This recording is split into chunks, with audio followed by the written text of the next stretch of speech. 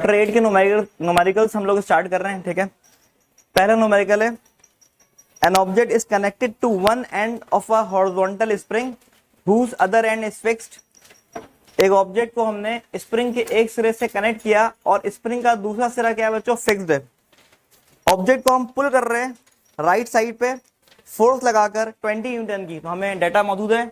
Force लगाया हमने कितना, 20 न्यूटन, और जब हमने 20 न्यूटन की फोर्स लगाई तो उससे स्प्रिंग स्ट्रेच हुआ।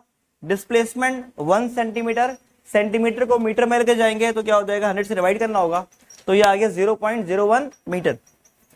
आपको कहा गया determine the value of force constant. Force constant की वैल्यू निकालनी है, मतलब स्प्रिंग कांस्टेंट फाइंड करना है, जिसको हम के से लिखते हैं। ठीक है, के फाइंड करना है हमें। उसके बाद कहा जा रहा है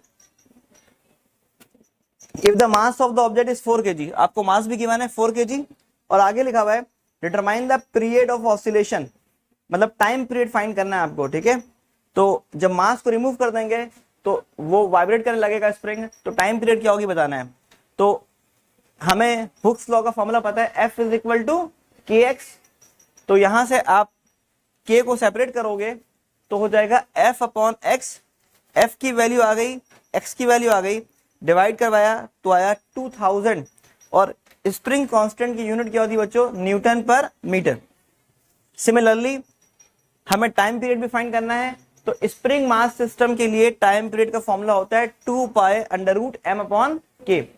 यहां पर 2 लिख दिया, पाई की वैल्यू पुट कर दी 3.142, अंडर रूट m की वैल्यू है बच्चों कितनी है 4, और के हमने फाइंड किया हुआ था 2000। जब आप इसको कैलकुलेट करोगे तो आपके पास टाइम पीरियड आएगा 0.28, और टाइम पीरियड की यूनिट होती है सेकंड। तो ये हमारा पहला न्यूमेरिकल था। इसके बाद सेकंड न्यूमेरिकल है कि एक बॉडी है जो कि हैंग कर रही है स्प्रिंग के साथ। ये देखो, एक बॉडी हैंग कर रही है स्प्रिंग के साथ, और टाइम पीरियड है 0.5 second. Period of oscillation 0.5 second है। कहा जा रहा है कि जब आप इस ऑब्जेक्ट को, इस बॉडी को रिमूव कर दोगे तो स्प्रिंग कितना शॉर्ट होगा, ये आपको क्या करना है, फाइंड करना है। तो डाटा क्या गिवन है आपको कि टाइम पीरियड 0.5 सेकेंड गिवन है और स्प्रिंग कितना शॉर्ट हो रहा है, ये क्या करना है बच्चों, आप लोगों को फाइंड करना है। अच्छा, एक्स से शो किया हमने। अब ये बात समझनी है कि जब इक्विलिब्रियम पोजीशन के ऊपर स्प्रिंग होगा, मास जब अटैच है उसके साथ, तो उस वक्त इसको 2 फोर्स लग रही होगी। पहला, जितना वेट होगा इस मास का वो नीचे की जानिब होगा, और स्प्रिंग इसको इक्विलिब्रियम में रखने के लिए खुद फोर्स लगा रही होगी ऊपर की जानिब, F इज इक्वल टू के एक्स। तो अगर स्प्रिंग के साथ मास अटैच है और वो इक्विलिब्रियम पोजीशन में हैंग हुआ है, तो मतलब 2 फोर्स लग रही है, वेट नीचे लग रहा है और F इज इक्वल टू के एक्स ऊपर लग रहा है। तो मैंने ये कंडीशन सपोज कर ली कि फोर्स और वेट बराबर हैं। स्प्रिंग के लिए फोर्स होता है के एक्स, वेट mg। मुझे इसको बनाना है m अपॉन के, क्योंकि टाइम पीरियड के फॉर्मूले में बच्चों m अपॉन के आ रहा है, तो मुझे इसको बनाना है m अपॉन के। तो k मल्टीप्लाई में है, यहां कर क्या हो गया, डिवाइड। जो g है वो मल्टीप्लाई में यहां कर क्या हो जाएगा बच्चों, डिवाइड हो जाएगा। तो m अपॉन के क्या बन गया, x अपॉन g बन गया। अब टाइम पीरियड का जो फॉर्मूला था उसको हमने इस्तेमाल किया, क्या था वो, 2 pi under root m upon k. m upon k की जगह जो आपने वैल्यू सेपरेट की x अपॉन g वो पुट कर दिया। अब क्योंकि मुझे यहां से रूट को खत्म करना है तो मैं क्या करूंगा, स्क्वायरिंग बोथ साइड करूंगा। तो टाइम पीरियड का स्क्वायर आ गया t स्क्वायर, 2 का स्क्वायर 4, पाई का स्क्वायर पाई स्क्वायर, स्क्वायर से रूट क्या हो गया बच्चों, कैंसिल हो गया, तो बचेगा x अपॉन g। जब आपको x को सेपरेट करना होगा, जब आप x को सेपरेट करोगे तो g डिवाइड में यहां कर क्या हो जाएगा, इक्वल टू की तरफ आकर मल्टीप्लाई हो जाएगा, और 4 पाई स्क्वायर जो कि x के साथ मल्टीप्लाई में यहां कर क्या हो गया, डिवाइड। आपने t की वैल्यू पुट कर दी, आपने g की वैल्यू पुट कर दी, पाई की वैल्यू पुट कर दी, कैलकुलेट किया तो मीटर में आंसर आया 0.062 मीटर। अब बुक के अंदर जो आंसर है वो सेंटीमीटर में है, तो आपको पता है 1 मीटर में 100 सेंटीमीटर होते हैं। तो आपने क्या किया, इस वैल्यू को 100 से मल्टीप्लाई करवा दिया, तो सेंटीमीटर में आंसर आया 6.2 सेंटीमीटर, जो कि बुक आंसर है। ठीक है, इसके बाद नेक्स्ट क्वेश्चन है क्वेश्चन नंबर 4। क्वेश्चन 4 में कहा गया है a standing wave is established in a 120 centimetre long string fixed both and. एक रस्सी है जो कि 2 एंड से फिक्स है, उसकी लेंथ गिवन है 120 सेंटीमीटर, उसमें स्टैंडिंग वेव स्टैब्लिश हुए हैं, ठीक है। तो लेंथ लिख दिया मैंने 120 सेंटीमीटर डिवाइड बाय 100 करके मीटर में लेके जाएंगे तो क्या आएगा 1.2 मीटर आ जाएगा। और कहा जा रहा है आगे the string vibrates in 4 segment, तो कितने लूप बने, एन की वैल्यू क्या हो गई 4, और जब 4 लूप बने हैं इसमें स्ट्रिंग में तो उसमें फ्रीक्वेंसी थी 4 लूप की 120 हर्ट्ज। आपको बताना है कि वेवलेंथ क्या होगा, उस 4 लूप का वेवलेंथ क्या होगा ये फाइंड करना है, और स्पीड क्या होगी ये फाइंड करना है। तो बच्चों आपको जनरल फॉर्मूला पता है, स्टैंडिंग वेव में एन लूप्स का जो फॉर्मूला होता है फ्रीक्वेंसी का ये होता है Fn बराबर है NF1। तो बच्चों चौथे लूप की बात करते हैं तो ये n की वैल्यू 4 इधर भी आ गई, इधर भी 4 आ गई। मैं F1 को फाइंड कर सकता हूं तो मैं क्या करूंगा 4 मल्टीप्लाई में आकर क्या हो जाएगा डिवाइड, तो F4 की वैल्यू 120, 4 वैसी डिवाइड में आ गया तो 120 डिवाइड बाय 4 क्या होगा बच्चों 30 हर्ट्ज, ये F1 आ गया। आपको पता है F1 जो होता है वो होता है V/12। F1 की वैल्यू क्या होती है V/12। मुझे F1 पता है, L पता है, मैं यहां से V को सेपरेट कर सकता हूं, तो मैंने V सेपरेट कर लिया तो 12 डिवाइड में यहां कर क्या हो गया बच्चों मल्टीप्लाई हो गया। तो आपने क्या कर दिया F1 की वैल्यू पुट की, लेंथ की वैल्यू पुट की, आपके पास स्पीड आ गई, स्टैंडिंग वेव की स्पीड आ गई, कितनी आ गई बच्चों 72 मीटर पर सेकेंड। अब आपको पता है कि V is equal to f lambda होता है। अगर चौथे लूप की बात करेंगे तो फ्रीक्वेंसी और वेवलेंथ में चेंजिंग आ रही है, स्पीड सेम रह रहा है, ठीक है।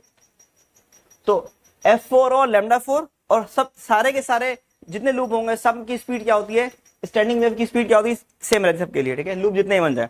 तो हमारे पास लैम्डा 4 सेपरेट करना है तो F4 मल्टीप्लाई में यहाँ कर क्या हो जाएगा बच्चों डिवाइड हो जाएगा। तो V की वैल्यू पुट करेंगे, F4 की वैल्यू पुट करेंगे और यहाँ पर आपके पास आंसर आ गया वेवलेंथ ऑफ 4 लूप, ठीक है। अब आपके पास कितनी वैल्यू आई 0.6 मीटर। क्वेश्चन नंबर 5 पढ़ रहा हूं, देखिएगा। Calculate the speed of sound in air at atmospheric pressure.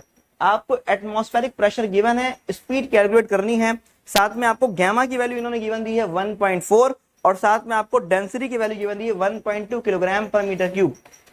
Sound की स्पीड जो लेप्लास करेक्शन ने बताई थी उसका फॉर्मूला था v is equal to under root gamma p upon density. अब जो गैमा की वैल्यू आ गई, p की वैल्यू आ गई, रो आ गया, आप कैलकुलेट करोगे रूट निकालोगे, ठीक है, तो आपके पास स्पीड आ जाएगी 343 मीटर पर सेकेंड, ठीक है। क्वेश्चन नंबर 8 स्टार्ट कर रहे हैं हम, जो है 256 hertz tuning fork vibrates, sorry 256 hertz tuning fork produces 4 beats per second. एक 256 हर्ट्ज का ट्यूनिंग फॉर्क है तो हमारे पास फ्रीक्वेंसी कितनी होगी 256 हर्ट्ज, ठीक है। वो प्रोड्यूस कितना कर रहा है 4 बीट्स पर सेकेंड। तो बीट फ्रीक्वेंसी कितनी होगी बच्चों 4 बीट्स पर सेकेंड। आपको निकालना है अगर इस ट्यूनिंग फॉर्क को हम एक दूसरे ट्यूनिंग फॉर्क के साथ जिसकी फ्रीक्वेंसी पता नहीं है के साथ हम वाइब्रेट करवाएं तो बताइए दो पॉसिबल वैल्यू क्या होगी उस दूसरे वाले जो ट्यूनिंग फॉर्क है उसकी फ्रीक्वेंसी के लिए। तो अननोन फ्रीक्वेंसी फाइंड करनी है तो F2। असल में बीट फ्रीक्वेंसी क्या होता है, बीट फ्रीक्वेंसी होता है कि जब दो स्लाइटली डिफरेंट फ्रीक्वेंसीज के ट्यूनिंग फॉर्क वाइब्रेट करेंगे ना तो डिफरेंस ऑफ फ्रीक्वेंसी की वजह से क्या होगा बीट्स प्रोड्यूस हो जाता है। तो बीट फ्रीक्वेंसी का फॉर्मूला होता है बच्चों F1 माइनस F2।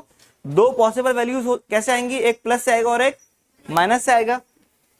प्लस वाली वैल्यू कंसीडर करते हैं हम लोग, तो बीट फ्रीक्वेंसी की वैल्यू 4 है, F1 256 है, F2 वैसे आ गया, माइनस F2 इक्वल टू के तरफ जाकर क्या हो गया बच्चों प्लस का हो गया और प्लस का 4 यहाँ कर क्या हो गया माइनस का। तो पहली वैल्यू जो आपके लिए अननोन फ्रीक्वेंसी की आई है वो कितनी आई है 252 हर्ट्ज। कितनी आई बच्चों। अब अगर हम नेगेटिव वैल्यू कंसीडर करके अननोन फ्रीक्वेंसी को फाइंड करेंगे तो हमारे पास बीट फ्रीक्वेंसी की वैल्यू -4, F1 256, F2 वैसे आ गया, माइनस F2 इक्वल टू के सर आकर प्लस का F2 हो गया और माइनस का 4 यहाँ कर क्या हो गया बच्चों इक्वल टू से आकर क्या हो गया प्लस का 4 हो गया। तो दोनों ऐड होने के बाद क्या बने 260 हर्ट्ज। मतलब दो पॉसिबल वैल्यू दूसरे वाले फॉर्क के लिए जो है वो क्या है, या तो 252 हो सकता है या तो 260 हर्ट्ज हो सकता है। अगर दोनों जैसे मेरे पास एक 256 हर्ट्ज का ट्यूनिंग फॉर्क है और एक 252 का है, साथ अगर दोनों को साउंड करवाएंगे तो बीट कितने बीट्स होंगे 4। या सिमिलरली 256 हर्ट्ज का और 260 हर्ट्ज का ट्यूनिंग फॉर्क अगर साथ वाइब्रेट करवाएंगे, साथ साउंड करवाएंगे तो भी 4 बीट ही प्रोड्यूस होंगे, ठीक है। अच्छा नेक्स्ट क्वेश्चन है बच्चों, क्वेश्चन नंबर 9, वो क्या है? N ambulance travels down a highway at a speed of 75 miles per hour. Ambulance highway के ऊपर मूव कर रहा है 75 माइल्स पर आवर से, और वो एम्बुलेंस साउंड प्रोड्यूस करेगा फ्रीक्वेंसी 400 हर्ट्ज से। तो एम्बुलेंस साउंड प्रोड्यूस कर रहा है, तो एम्बुलेंस क्या हो गया बच्चों? सोर्स हो गया। क्या हो गया? एम्बुलेंस साउंड इमिट कर रहा है जिसकी फ्रीक्वेंसी 400 हर्ट्ज है। कितनी है? 400 हर्ट्ज है। तो एम्बुलेंस क्या हो गया? सोर्स हो गया।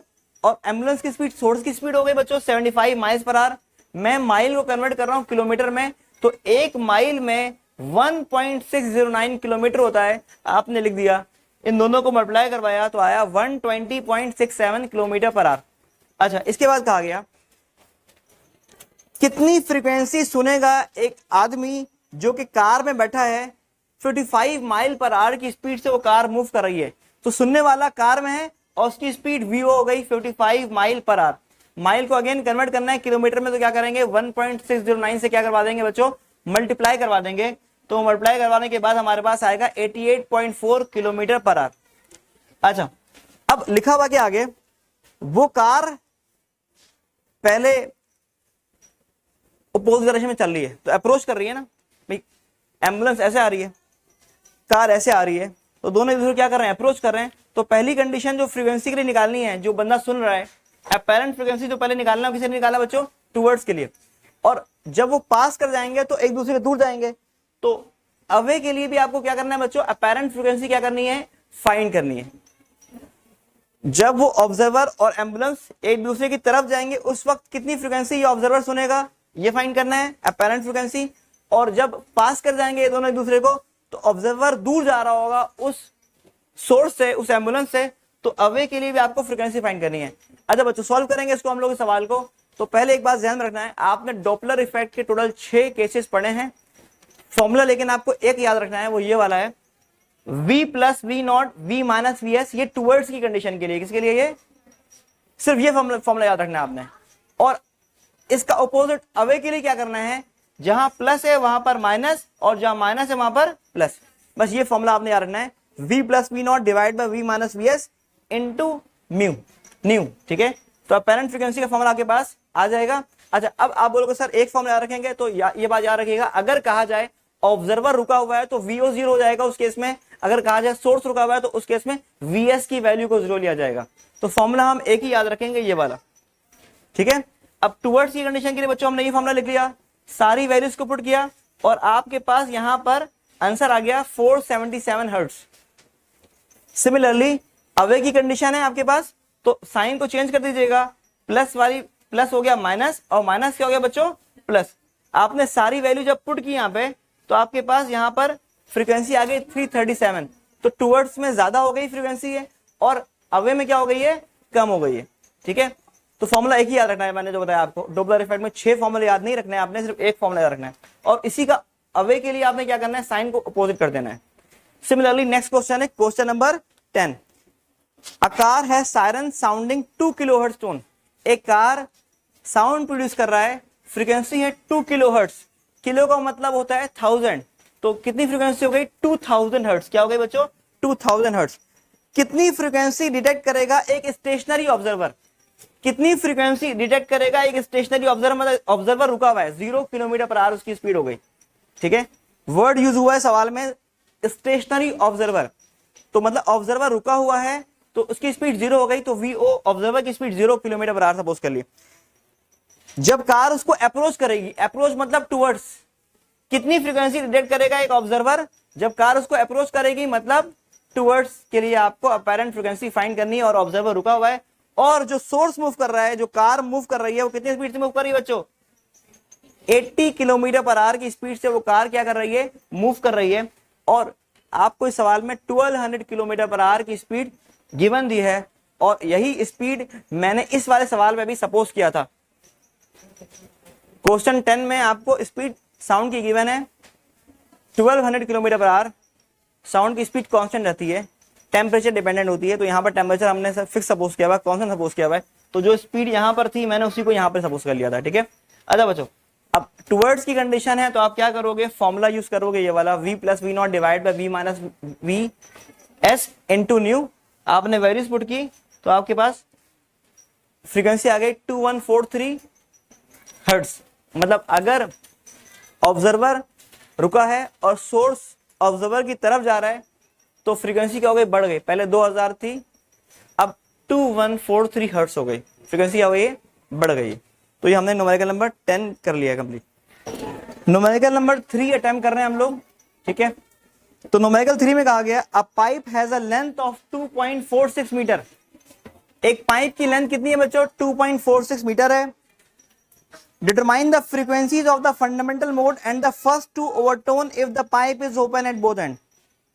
आपको कहा गया पाइप ओपन है बोथ एंड से, तो आपको फाइंड करना है फंडामेंटल फ्रीक्वेंसी, ठीक है, साथ में फर्स्ट टू ओवरटोन, मतलब F2 पहला ओवरटोन है, F3 दूसरा ओवरटोन है, और F1 का नाम फंडामेंटल फ्रीक्वेंसी है। क्या नाम है इसका, इसको कहते हैं फंडामेंटल फ्रीक्वेंसी, इसको कहते हैं फर्स्ट ओवरटोन की फ्रीक्वेंसी, इसको कहते हैं सेकंड ओवरटोन की फ्रीक्वेंसी, ठीक है, यही बात लिखी हुई है।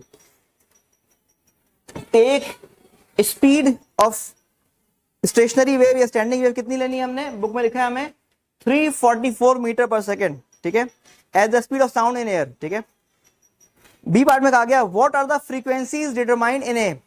कितनी फ्रीक्वेंसी होगी जो आपने ए में फाइंड की है अगर वो पाइप एक तरफ से क्या हो, बंद हो, मतलब F1 F2 F3 ही फाइंड करना है, लेकिन पाइप अब एक तरफ से क्या होना चाहिए बच्चों, बंद होना चाहिए, ठीक है। सी पार्ट में कहा गया for the case of open pipe, open pipe के केस में आपको फाइंड करना है how many harmonics are present, number of harmonics find करने हैं, मतलब कितने लूप्स बने ये फाइंड करने हैं, ठीक है। For are present in the normal human being, hearing range कितनी है, कितने कितने नंबर ऑफ हार्मोनिक्स होंगे, नॉर्मल ह्यूमन बीइंग की फ्रीक्वेंसी कितनी है 20 हर्ट्ज टू 20,000 हर्ट्ज। तो आखिरी वाली फ्रीक्वेंसी को हम क्या बोलते हैं बच्चों, FN बोलते हैं ना, आखिरी वाली फ्रीक्वेंसी को क्या बोलते हैं FN। तो FN आ गया कितना 20,000 हर्ट्ज। ये बात समझ में आ गई आप लोगों को। अच्छा, इसको पढ़ाने से पहले बच्चों मैं आपको ना रिलेट करवाना चाहता हूं, क्योंकि आप लोगों ने टॉपिक पढ़ा है एन लूप्स ऑफ स्टेशनरी और स्टैंडिंग वेव, ठीक है। उसमें आपके पास केसेस तरह बने थे कि स्ट्रिंग अगर दो एंड से फिक्स होती है और आप सेंटर से प्लग करते हो तो एक लूप बनता है इस तरीके से। अगर आप L/4 से प्लग करते हो, यहां से L/4 से प्लग करते हो तो यहां पर दो लूप बनते हैं इस तरीके से। अगर आप L/6 से प्लग करते हो तो यहां पर 3 लूप बनते हैं इस तरीके से, ठीक है, एक लूप, दो लूप, और ये 1 2 और 3 लूप, ठीक है। ये आपने इस तरीके की डायग्राम टॉपिक में पढ़ी हुई है। अच्छा, अब इससे ही मैंने बनाना है ओपन पाइप। क्या बनाना है, अब ओपन पाइप में क्या होता है तो सुनिएगा, एक लूप यहां पर है ना, तो यहां पर भी एक लूप है, लेकिन बनाने का तरीका डिफरेंट है। क्या करेंगे, सेंटर से ऐसे प्लग किया गया है, सेंटर से ऐसे क्या किया गया बच्चों, प्लग किया गया, और इसको घुमा के ऐसे लिखा गया, देखो इसको ऐसे घुमा के यहां रखा गया। ये बात समझ आ गई, इसको ऐसे कर देखोगे, इसको यहां रखा गया और इसको यहां रखा गया, यहां पर भी आधा लूप डिस्ट्रीब्यूट करके रखा गया, मतलब इसको ऐसे टर्न कर दिया है एक लूप पूरा, लेकिन एक लूप यहां पे एक साथ बना था ना, यहां पर आधा इधर और आधा है, ये भी एक लूप। लेकिन ओपन पाइप के केस में लूप्स इस तरह बनते हैं, बताने का मकसद ये है, हाफ एक साइड ओपन पे और दूसरा हाफ दूसरी साइड ओपन पे। ये बात समझ आ गई। सिमिलरली यहां पर दो लूप हैं, तो एक लूप बीच में बनाया गया है और आधा इधर और आधा, तो कितने लूप हो गए, 2 लूप हो गए, एक सेंटर में, हाफ इधर और हाफ इधर, तो यहां पे 2 लूप हो गए। ओपन पाइप के केस में 3 लूप अगर हो तो फिर क्या होगा कि 2 लूप को आपने सेंटर में बनाना है बच्चों, और हाफ एक साइड ओपन पे और दूसरी साइड जो ओपन है वहां पर हाफ, तो हाफ और हाफ 1 दूसरा लूप और ये तीसरा लूप। ये हो गया ओपन पाइप के केस में। मेरी बात समझ आ गई बच्चों। अब मैं आपको बता रहा हूं क्लोज पाइप के केस में कैसे बनाते हैं। क्लोज पाइप के केस में याद रखिएगा, आधा लूप हमेशा ओपन पाइप से कम बनेगा। अगर ओपन पाइप में एक लूप है तो क्लोज एट वन एंड में आधा लूप बना, देखो यहां पर एक लूप, हाफ लूप, तो 1 लूप है ना, ये यहां पर हाफ लूप ही बना है, तो आधा लूप हमेशा कम बनेगा। यहां पर दो लूप है, एक इधर आधा इधर आधा इधर, दो है ना, यहां पर दो नहीं बनाया, डेढ़ बनाया, एक इधर और आधा इधर डेढ़, तो आधा लूप दो, उसके मुकाबले में क्या बना है, ओपन पाइप के केस में क्या बना है, कम बना है। यहां पर तीन लूप है, एक दो आधा इधर और आधा इधर, कितने लूप होगा बच्चों, तीन लूप ना, लेकिन हम यहां बनाएंगे कितना, 2.5 लूप बनाएंगे, एक दो और ये 2.5। तो क्लोज पाइप के केस में ओपन पाइप के मुकाबले में हमेशा हाफ लूप क्या बनेगा बच्चों, कम बनेगा। ये बात समझ आ गई। अच्छा, क्योंकि ओपन पाइप का केस और स्ट्रिंग का केस सेम है, तो फॉर्मूले क्या होंगे बच्चों, सेम होंगे। जो आपने स्ट्रिंग के लिए फॉर्मूले ड्राइव करवाए किए हैं, वही फॉर्मूले यहां पर लिखे गए हैं। F1 बराबर V/12, F2 2F1, F3 3F1। तो V आपको गिवन है 344, देखिएगा यहां पर V कितना गिवन है बच्चों, 344। लेंथ आपको कितना गिवन है यहां पे सवाल में, 2.46। आपने सॉल्व किया, 70 हर्ट्ज आ गया। F2 2F1 होता है, तो 2 इंटू 70 140 हर्ट्ज। F3 3F1 होता है, तो 3 इंटू F1 की वजह 70 210 हर्ट्ज। तो आपने ओपन पाइप के केस के लिए फंडामेंटल फ्रीक्वेंसी और फर्स्ट टू ओवरटोन फाइंड कर लिया, मतलब F2 F3 फाइंड कर लिया। अब बात हो रही है क्लोज एट वन एंड। अब याद रखिएगा, क्लोज एट वन एंड का फॉर्मूला आप लोगों ने ड्राइव नहीं किया है, ठीक है, सिर्फ फॉर्मूले में आपको बता रहा हूं। जैसे ये अगर आधा बना ना बच्चों, तो आधे का भी आधा बना है ना लूप यहां पे, तो यहां पर ओपन पाइप केस में आधा लूप है, आधा वेव है, तो यहां पर आधे का भी आधा है। तो मैं आपको सिर्फ सिंपल बता रहा हूं कि आप याद कर लो ये फॉर्मूले, क्योंकि हमारी बुक में तो ये ड्राइव नहीं हुआ है। तो आपको बता रहा हूं क्लोज एट वन एंड के लिए ये याद कर लो, F1 V/4L। F1 क्या है, V/4L। F2 क्या है, 3 V/4L। F3 क्या है, 5 V/4L। ये फॉर्मूले आप याद कर लो, क्योंकि हमारी बुक में इसकी डेरिवेशन नहीं है, सिर्फ न्यूमेरिकल में इस्तेमाल हो रहा है, ठीक है। अच्छा, इसको याद करने का तरीका ये भी है कि V/4L का ऑड मल्टीपल है, ये V/4L का ऑड मल्टीपल, मतलब यहां 1 है, यहां 3 है, यहां पे 5 है, 1 3 5। तो ऑड मल्टीपल ऑफ V/4L है। ये बात समझ आ गई। यहां पर कुछ नहीं है बच्चों, मतलब यहां पे है क्या, 1 है यहां पे, तो 1 3 5। अगर इसके बाद होता तो 7 आता, उसके बाद होता तो 9 आता, उसके बाद होता 11 आता। तो ऑड मल्टीपल ऑफ V/4L जो है, ये close at one and pipe की फ्रीक्वेंसी है। अच्छा, तो वैल्यू पुट किया बच्चों आपने, 344 आ गया V की वैल्यू, यहां से देखिए आपने, ठीक है, 4 आ गया, लेंथ की वैल्यू 2.46, सॉल्व किया, ये आ गया, ठीक है। 3 V/4L, V/4L क्या बच्चों, F1 है ना, यहां F1 लिखा हुआ है, तो 3 इंटू F1 मतलब 35 से मल्टीप्लाई करवाया तो 105 आ गया। सिमिलरली 5 V/4L, तो V/4L F1 था, तो 5 इंटू F1 मतलब 5 इंटू 35 किया, 175 हर्ट्ज आ गया, ठीक है। इसके बाद आपको पता है Fn का फॉर्मूला होता है NF1। क्या फॉर्मूला था बच्चों, F1 क्या होता है, NF1। तो N फाइंड करना है, नंबर ऑफ हार्मोनिक्स फाइंड करने फॉर ओपन पाइप। तो आपने क्या करना है, N को अलग करना है, तो F1 मल्टीप्लाई से यहां पे किस में आ गया, डिवाइड में आ गया। अब ओपन पाइप की बात लिखी हुई, यहां पे देखो लिखा हुआ क्या बच्चों, ओपन पाइप। तो F1 जो हमने पिक करना है, वो कहां से पिक करना है, ओपन पाइप से पिक करना है, क्योंकि यहां लिखा हुआ है for case of open pipe. तो F1 कहां से पिक होगा बच्चों, ओपन पाइप से पिक होगा। तो F1 की वैल्यू ओपन पाइप से पिक हुई, मतलब 70 पिक हुई है, ठीक है। और Fn मतलब ह्यूमन बीइंग की जो आखिरी फ्रीक्वेंसी है जो डिटेक्ट कर सकता है, वो 20,000 है, तो इसलिए मैंने यहाँ पे 20,000 यहाँ पे लिख दिया। तो आपने डिवाइड किया, तो यहां पर आंसर 285.6 आ रहा है। तो कुछ बच्चे ये कहेंगे कि सर राउंड ऑफ करें तो 286 बन रहा है, आप 285 क्यों लिख रहे हैं। हमें हार्मोनिक्स बताने के लिए, क्या बताने, हार्मोनिक्स। हार्मोनिक्स 2 होगा, 3 होगा, 4 होगा, 4.5 नहीं होगा। तो अगर 4.5 वैल्यू आएगी तो आप 5 नहीं लिखोगे, क्या लिखोगे, 4 लिखोगे ना, क्योंकि आप तो होल नंबर में लिखते हो। मेरी बात समझ में आई, मतलब 285.6 है तो हम क्या लिखेंगे, 285 लिखेंगे, क्योंकि उसके बाद वाला लूप कंप्लीट नहीं है तो काउंट भी नहीं होगा।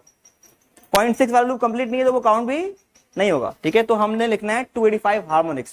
क्लियर हो गई बात ये। क्वेश्चन में 7 पढ़ना है हम लोग। इसमें कहा गया the frequency of second harmonic of open pipe open at both end is equal to the frequency of second harmonic of a close pipe open at one end, ठीक है। मतलब आपको गिवन है कि सेकेंड हार्मोनिक जो है open pipe का और क्लोज पाइप का दोनों की फ्रीक्वेंसी क्या है, सेम है, इक्वल है। ठीक है, आपको कहा जा रहा है फाइंड करिए ratio of length of close pipe to the length of open pipe. ये क्लोज मतलब क्लोज एट वन एंड है। ठीक है, लेंथ ऑफ पाइप्स का रेशियो निकालना है, वो पाइप जो क्लोज एट वन एंड है उसकी लेंथ का रेशियो किसे निकालना है, बोथ साइड ओपन पाइप की लेंथ से क्या करना है, रेशियो निकालना है। ठीक है, अच्छा उसके बाद कहा गया फंडामेंटल फ्रीक्वेंसी ओपन पाइप की 256 हर्ट्ज है। ओपन पाइप की फंडामेंटल फ्रीक्वेंसी कितनी बच्चों, 256 हर्ट्ज है। आपको कहा गया length of open pipe find करना है और length of close pipe find करना है। उसके बाद आखिरी में बिल्कुल लिखा हुआ है कि स्पीड की वैल्यू ब्रैकेट में गिवन है 340 मीटर पर सेकंड। ये सवाल है आपका। ठीक है, अच्छा बच्चों अभी आपको पढ़ाया गया था थोड़ी देर पहले कि second harmonic of open pipe बराबर second harmonic of close at one end. ठीक है, अब second harmonic of open pipe का फॉर्मूला क्या होता है, 2V/12 ओपन पाइप का फॉर्मूला है। और मैंने अभी आपको पढ़ाया था क्लोज के लिए ऑड मल्टीपल होता है V/4L का, तो दूसरे वाले के लिए ऑड नंबर 3 है, दूसरा ऑड 3 है ना हमारा, तो 3V/4L। तो V से V कैंसिल हो गया, 2 से 2 कैंसिल हो गया। लेंथ ऑफ क्लोज और लेंथ ऑफ ओपन का रेशियो निकालना है, तो क्लोज वहां चला गया इक्वल टू की तरफ मल्टीप्लाई में, और यहां बचा 3/4। क्या बचा, ये देखिए length of close divide by length of open 3/4 बच गया। ठीक है, अच्छा लेंथ क्लोज इधर चला गया, तो length close divide by length open बराबर हो गया 3/4। अच्छा आपको गिवन है फंडामेंटल फ्रीक्वेंसी जो है वो गिवन है ओपन पाइप की, तो ओपन पाइप के लिए फॉर्मूला क्या होता है फंडामेंटल फ्रीक्वेंसी का, V/12। क्योंकि ओपन पाइप की बात हुई इसलिए मैंने लेंथ ऑफ ओपन कर दिया।